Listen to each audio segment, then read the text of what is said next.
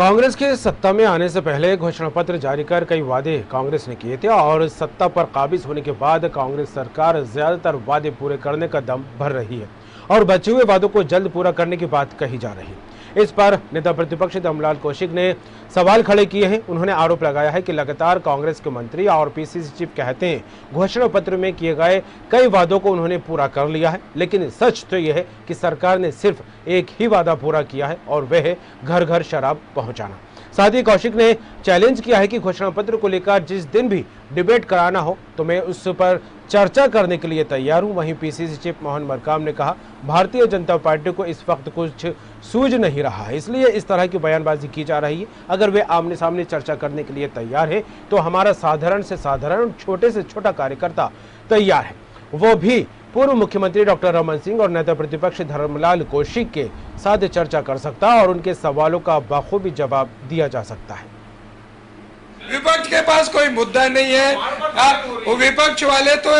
चर्चा करना चाहते थे ना। मैनिफेस्टो पर मैं पूछना चाहता हूं भारतीय जनता पार्टी के हमारे छोटे से छोटे कार्यकर्ता, उनके पूर्व मुख्यमंत्री डॉक्टर रमन सिंह के साथ साथ नेता प्रतिपक्ष धरमलाल कौशिक से भी हमारा साधारण कार्यकर्ता भी उनसे मुकाबला भी करेगा, उनसे चर्चा भी करेगा, उनसे जो जिन मुद्दों पे चर्चा करना चाहेंगे उस मुद्दे पे हमारा कार्यकर्ता जवाब देगा।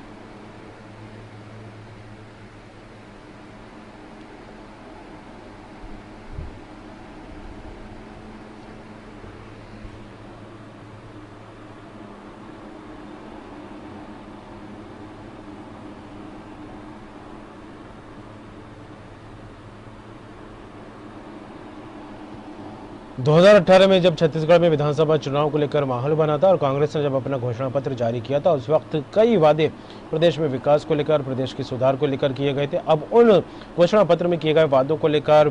बीजेपी एक बार फिर हमलावर होती सरकार पर, कांग्रेस पर होती यहाँ पर दिखाई दे रही है और वादा खिलाफी को लेकर धरमलाल कौशिक ने कई सारे सवाल खड़े किए हैं। और इस खबर पर बात करेंगे, सीधे रुख करेंगे रायपुर का। हमारे साथ जुड़ गए रायपुर संवाददाता निधि प्रसाद। निधि, 2018 के घोषणा पत्र को लेकर बात की जाए, जिस तरह से कांग्रेस ने छत्तीसगढ़ में विकास को लेकर कई सारे दावे और वादे किए थे और ऐसे में अब इन घोषणा पत्र में किए गए वादों को लेकर विपक्ष हमलावर होता दिखाई दे रहा है। और धरमलाल कौशिक नेता प्रतिपक्ष को लेकर बात की जाए, उन्होंने कई सारे सवाल खड़े किए हैं और ऐसे में जवाब भी सरकार की तरफ से, कांग्रेस की तरफ से देते नेता नजर आ रहे हैं। क्या कहें इसे लेकर?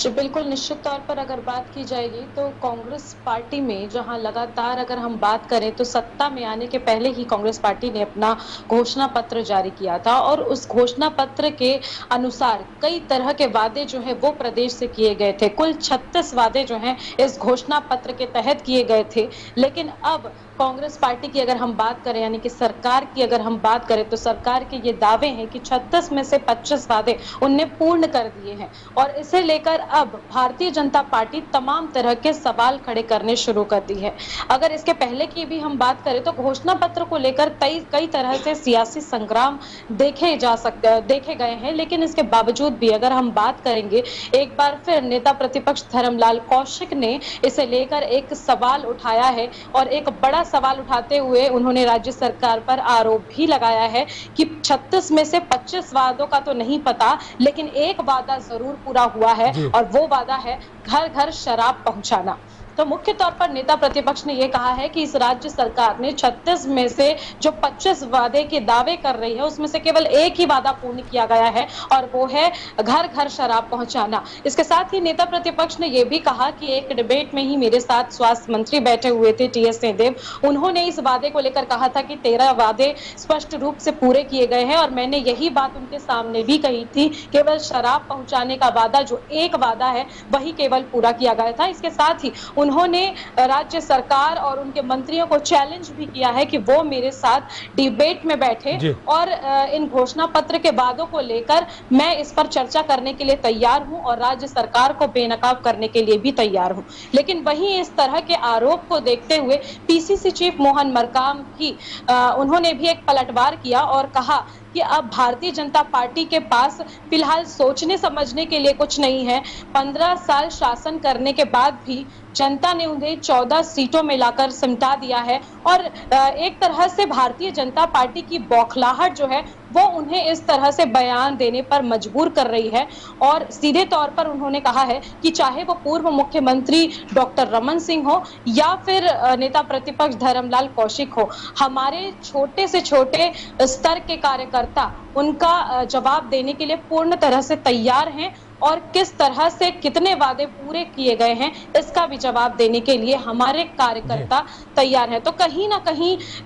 पीसीसी चीफ मोहन मरकाम ने यह कहा है कि मुख्यमंत्री और नेता प्रतिपक्ष को जवाब देने के लिए जो उनके कार्यकर्ता हैं वो ही काफी हैं। इसके साथ ही अगर घोषणा पत्र की हम बात करें तो राज्य सरकार लगातार दावे कर रही है कि उन्होंने कई घोषणा पत्र के वादे पूर्ण कर दिए हैं और अभी भी उनके 3 साल का कार्यकाल बाकी है और इस कार्यकाल में जो घोषणा पत्र के बचे वादे हैं उससे भी पूर्ण कर दिए जाएंगे। जी बिल्कुल निधि, 2018 में घोषणा पत्र को लेकर जिस तरह से कांग्रेस ने वादे किए थे, तकरीबन आधा शासनकाल हो चुका है कांग्रेस सरकार का और ऐसे में अब वादों को लेकर एक बार फिर विपक्षी हमलावर होते दिखाई दे रहा है। लेकिन जिस तरह से तमाम वादों को पूरा करने का दम भूपेश बघेल सरकार भरती दिखाई दे रही है, यहाँ पर दम और अपनी पीठ भी थपथपाती दिखाई दे रही है, चाहे मंत्रियों की बात हो या फिर कांग्रेस की, इसको लेकर लगातार बखान होता दिखाई दे रहा है कि जो वादे हमने किए थे उनको पूरा किया है। लेकिन जो बचे हुए वादे उनको जल्द पूरा करने की बात भी निकलकर सामने आ रही है। लेकिन सवाल यहाँ पर वही उठकर निकलकर सामने आता है कि एक छत्तीसगढ़ वो था जहां पर बीजेपी ने 15 साल शासन किया, अब तकरीबन 2.5 से 3 साल का वक्त होने जा रहा है कांग्रेस सरकार को। ऐसे में छत्तीसगढ़ में क्या कुछ बदलता दिखाई दिया है निधि? जी बिल्कुल, अगर बात की जाए किसानों के क्षेत्र में राज्य सरकार का बहुत ज्यादा योगदान है, क्योंकि अगर हम बात करें तो सर्वप्रथम घोषणा पत्र का सबसे बड़ा वादा वो थी किसानों की कर्ज माफी। सरकार ने सत्ता में आने के पश्चात सर्वप्रथम किसानों का कर्ज माफ किया और उसके बाद कई तरह की योजनाएं किसानों को लेकर लागू की गई। नरवा गरवा गुरवा बारी, इस योजना के तहत किसानों को कई तरह के लाभ मिले। अगर कहा जाए तो प्रदेश में कई जिलों में गौठान खोले गए, गोधन न्याय योजना, राजीव गांधी किसान न्याय योजना, इसके तहत जो एक सहायता राशि है वो किसानों को दी जा रही है। गोधन न्याय योजना के तहत उनके खातों में गोबर के जितने भी खरीदार हैं वो गोबर खरीदते हैं, लेकिन उनकी जो राशि है उनके खातों में सीधे मुख्यमंत्री भूपेश बघेल द्वारा आंतरित की जाती है। और इसे भी हर बार जब गोबर खरीदी की जाती है उसके बाद सारे जो जितने भी गोबर खरीदी करने वाले किसान हैं उनके खातों में आंतरित की जाती है। तो मुख्य तौर पर कई तरह की जो योजनाएं हैं वो राज्य सरकार द्वारा संचालित है, जिसका लाभ भी किसानों को मिला है और इसका असर भी कई जगह दिखा है। जैसे गोधन न्याय योजना के तहत कई किसानों ने गोबर बेचकर, किसी ने बाइक खरीदी, किसी ने कुछ खरीदा, तो इस तरह की भी चीजें सामने आई हैं। तो मुख्य तौर पर जो आगे के 3 साल का कार्यकाल बाकी है उसमें राज्य सरकार के ये वादे हैं कि जो बचे हुए घोषणा पत्र के वादे हैं वो जल्द से जल्द इन 3 सालों में भी पूरे कर लिए जाएंगे। जी चलिए, जुड़ने के लिए तमाम बात के लिए आपका शुक्रिया निधि। तो छत्तीसगढ़ में घोषणा पत्र को में जिस तरह से वादे कांग्रेस ने किए थे उसको